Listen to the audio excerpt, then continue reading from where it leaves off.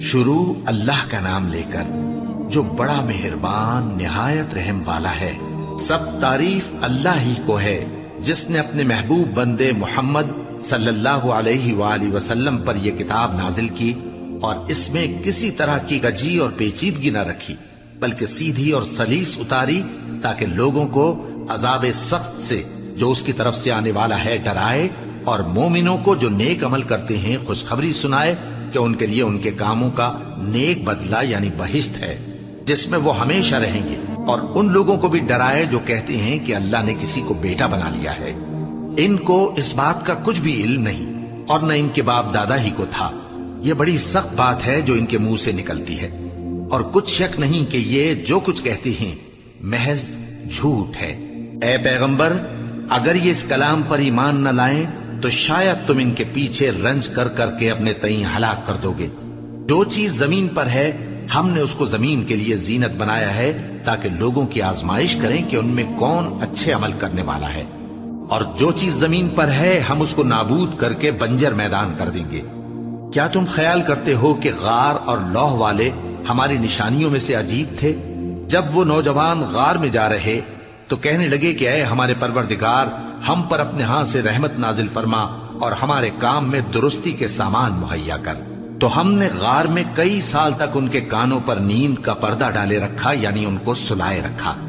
پھر ان کو جگا اٹھایا تاکہ معلوم کریں کہ جتنی مدت وہ غار میں رہے دونوں جماعتوں میں سے اس کی مقدار کس کو خوب یاد ہے۔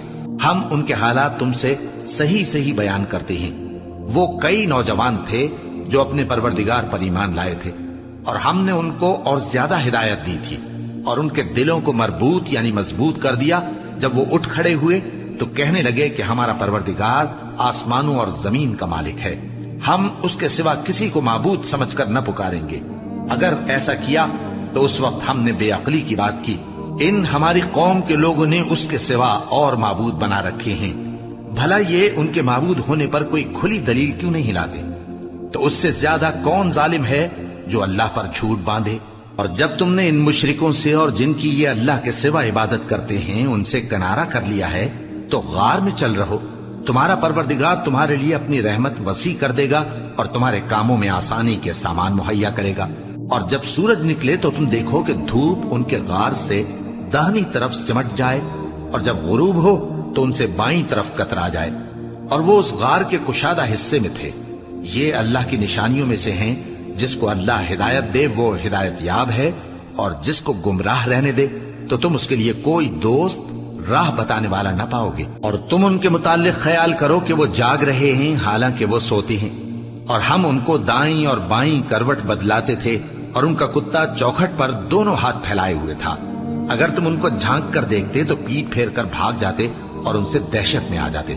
اور اسی طرح ہم نے ان کو اٹھایا تاکہ آپس میں ایک دوسرے سے دریافت کریں۔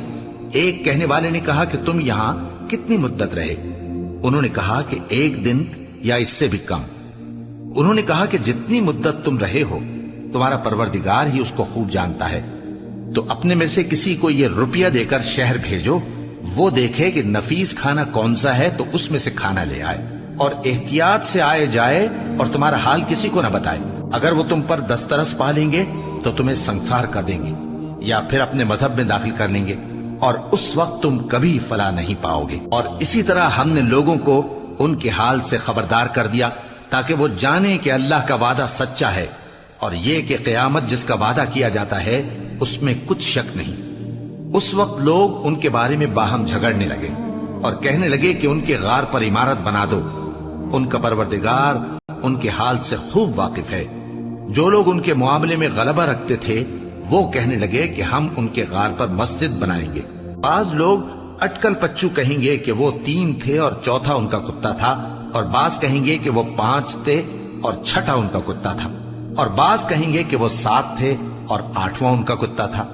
کہہ دو کہ میرا پروردگار ہی ان کے شمار سے خوب واقف ہے، ان کو جانتے بھی ہیں تو تھوڑے ہی لوگ جانتے ہیں۔